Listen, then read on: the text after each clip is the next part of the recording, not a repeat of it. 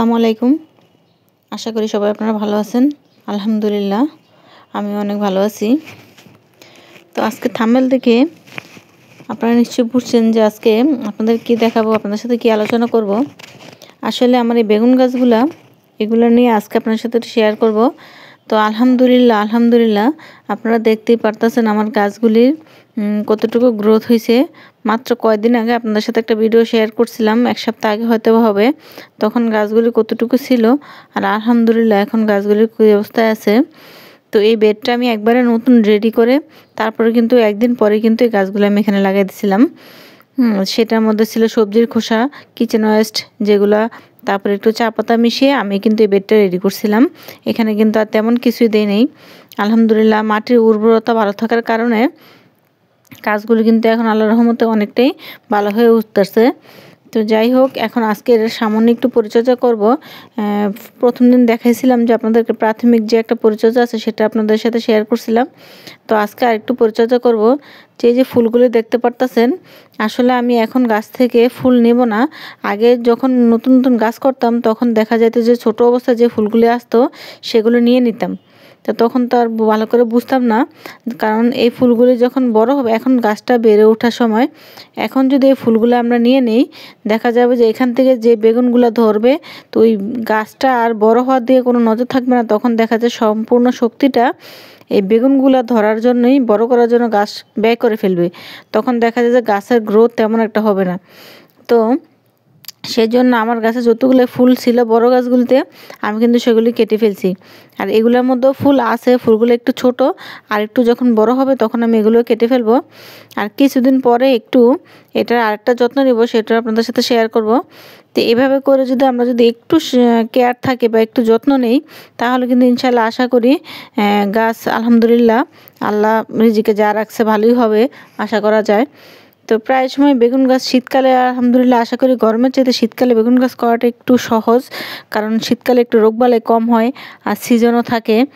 তো বেগুন গাছ অবশ্য 12 মাসই হয়, কিন্তু গরমের সিজনে একটু কষ্ট হয়ে যায়, একটু পোকার আক্রমণটা বেশি হয় আর কি। তখন জৈব কীটনাশক যে আমরা যদি ব্যবহার করে থাকি সেটা একটু ঘন ঘন দিতে হয়। আর যারা রাসায়নিক দেয় তারা তো রাসায়নিক দিয়েই স্প্রে করে। তো এটা হচ্ছে আজকে আমার প্রথম আপনাদের দেখাচ্ছিলাম বেগুন লাগানোর 10 দিন পরে, গাছটা লাগানোর পরে যে যত্নটা নিয়েছি সেটা। আর আজকে হলো তার চাইতে 8 দিন হয়তো হবে, 7 দিন কিংবা 8 দিন হবে তারপরে যে যত্নটা আমার গাছটা একটু বড় হওয়ার পরে।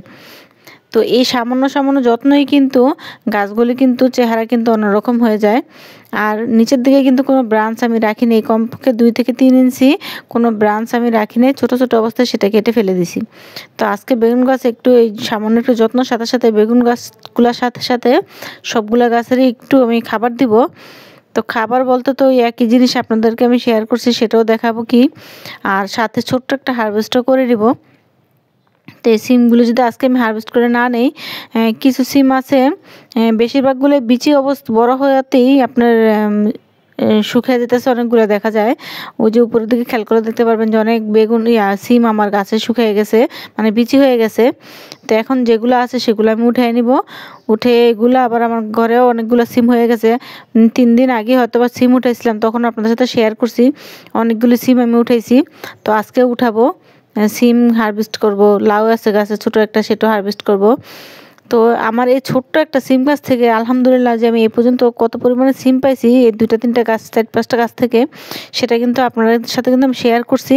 আবার অনেক সময় দেখা যায় আমি ভিডিওর বাহিরেও আমি গাছ থেকে সিম নিজে নিছি, অন্যের জন্য যারা আছে আশেপাশে তাদেরও কিছু আমি এখান থেকে দিছি। তো এইভাবে করে, আর একটা জিনিস ফসল হলে নিজে খাওয়ার সাথে যদি কাউকে দিয়ে খাওয়া যায় তাহলে কিন্তু অনেকটাই আনন্দ পাওয়া যায়। তো এই যে দেখেন অফ ক্যামেরায় আমি সিমগুলো উঠে এনেছি, আলহামদুলিল্লাহ প্রায় 1 কেজির মতো হবে। কিছুদিন আগেও আমি প্রায় 1 থেকে 1.5 কেজি সিম উঠাইছি 3 দিন আগে। তো আজকে বাকি সিমগুলো উঠে নিলাম। তো এই সিমগুলো উঠে নেওয়ার পরে গাছে একটু খাবার দেব, প্লাস আমি আমার বেগুন গাছগুলোতে একটু খাবার দিয়ে দেবো। আর যে খাবারটা হচ্ছে এই যে সরিষার খোল ভিজানো পানি, সেটা আজকে একটু গাছে দিয়ে দেবো। বেগুন গাছগুলোতে একটু দেবো। বেগুন গাছগুলোতে মেনলি যত্ন হচ্ছে আজকে বেগুন গাছেরই। তো সাথে চিন্তা করলাম যে না, ছোটো একটা হারভেস্টটা করে নিই, যেহেতু আমার গাছে সিমগুলো শুকিয়ে যেতেছে, নষ্ট হয়ে যেতেছে। এখন যদি আমি তুলে না নিই, দেখা যাবে যে এগুলার বেশি একটা থাকবে না, নষ্ট হয়ে যাবে। তো এভাবে করে আপনারা যদি একটু এই সময়টা বেগুন গাছ একটু করেন, এখনও অনেক সময় আছে, এখনও যদি বেগুন গাছ লাগান, ইনশাল্লাহ আশা করি সুন্দর মতো হয়ে যাবে। বা আমার এই গাছগুলো যদি সুন্দর থাকে, বেগুন গাছগুলি, আশা করি আল্লাহ যদি রিজিকে রাখে, রোজা আস্তে আস্তে কিন্তু আমার মোটামুটি এখান থেকে কিছু হলেও বেগুন আপনার এখান থেকে পাওয়া যাবে। তো এই যে আমার ছোট্ট এই লাউ গাছটা, তো এখানে মাশাআল্লাহ অনেকগুলি লাউই আসছে। তো গাছ ছোট হওয়ার কারণে, পুষ্টিটা কম পাওয়ার কারণে সবগুলো কিন্তু আসলে বড় হয় না। তো এই যে দেখেন, লাউটা যে ডগা থেকে আসছে, সেই ডগা থেকে কিন্তু আবার কিন্তু এই যে একটা লাউ এখানে আসতেছে। তো দেখা যাবে যদি আমি আমার এই বড় লাউটা, এটা বড় হতে তো যদি এই লাউগুলো কেটে না নিই, দেখা যাবে পাশের যে ছোটোগুলো আছে সেগুলো আবার তখন বাড়তে পারবে না। তো আজকে আমার যে লাউটা একটু ছোট কিন্তু নষ্ট হয়ে যেতেছে নিচের দিক থেকে একটু, তো ওই লাউটা আমি একটা আজকে কেটে নিব। তো দেখা যাবে যে গাছের অন্যান্য যে লাউগুলো আছে সেগুলো আবার একটু খাবারটা ভালো করে পাবে, একটু শক্তি পাবে। এই লাউটা বেশি একটা বড় হয় নাই, এর আগে যেটা পেরে নিয়েছিলাম সেটা আবার একটু বড় হয়েছিল। তো লাউ গাছ আলহামদুলিল্লাহ, আমার আগের যে লাউ গাছটা লাগাইছি সেটা থেকেও একটা লাউ হারভেস্ট করব, সেটাও আপনারা দেখতে পারবেন। লাউটা ধরছে এটা তো ধরছে প্রায় কতদিন হবে, 10-12 দিন হবে। তো এগুলো আলহামদুলিল্লাহ গ্রোথ ভালো আছে, যে এখন যেগুলো আপনার সাথে দেখাইতেছি। মাশাআল্লাহ, যদি আল্লাহ রিজিকে রাখে হয়তো বা একটু ভালো হবে। আর অবশ্যই বীজই তো আমরা বুঝে কিনে আনতে পারি না, আসলে বীজটা যে লাউর থেকে হয়, লাউগুলো কিন্তু ওই টাইপেরই হয় হয়তো বা। এই যে এই লাউগুলি যে দেখতে পারতেছেন, এটা লাউটার হয়তো বা যাত্রায় এরকম মাঝখানটা মোটা হয়, হয়তো নিচের দিকে একটু চিকন হয়। আসলে বীজ তো তখন তো ওনারা ভালো বলেই দিয়ে দেয়, তখন তো আর করতে পারি না, গাছ কিনে আনলেও সমস্যা। তো এর জন্য ভালো বীজ আসলে আগে কিনতে হয়, ভালো বীজ বিশ্বস্ত না হলে তখন দেখা যায় গাছে একটু সমস্যা হয়। তো আমার গাছগুলো আলহামদুলিল্লাহ ভালোই হয়েছে, গাছ হিসেবে লাউও ভালো আসতেছে, দেখলেনই তো কতগুলো লাউ আপনাদেরকে দেখাইলাম। তো এগুলি যদি সবগুলো টিকতো, তাহলে তো বলেন তো কত লাভ হইতো। তো যাই হোক, যতটুকু রিজিক আছে অতটুকুই পাবো, এর চেয়ে বেশি আমরা আশা করতেই পারি, কিন্তু দেওয়ার মালিক হচ্ছে আল্লাহ। তো এভাবে করে আপনারাও চেষ্টা করেন, চেষ্টা করলে ইনশাল্লাহ হবে।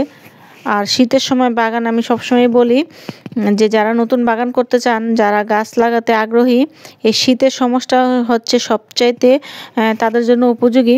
কারণ শীতকালে গাছ একটু নষ্ট কম হয়, এই সুযোগটা আমরা নিতে পারি। দেখা যায় যে লাউ শাক, লাউ গাছ, টমেটো গাছ, তারপরে আপনার সিম গাছ, মানে শীতকালে যে সবজিগুলি আছে আলহামদুলিল্লাহ শীতের সময় কিন্তু অনেক সুন্দর হয়।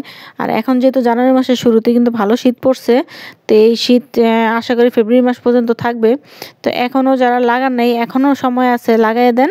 লাগাই দিলে 1 মাসের মধ্যে গাছ বড় হয়ে গেলে ফেব্রুয়ারি মাসটা ইনশাল্লাহ, ফেব্রুয়ারি মাস বা তারপরে গিয়ে আপনারা কিছুটা সবজি অবশ্যই পাবেন শীতকাল আসার আগে।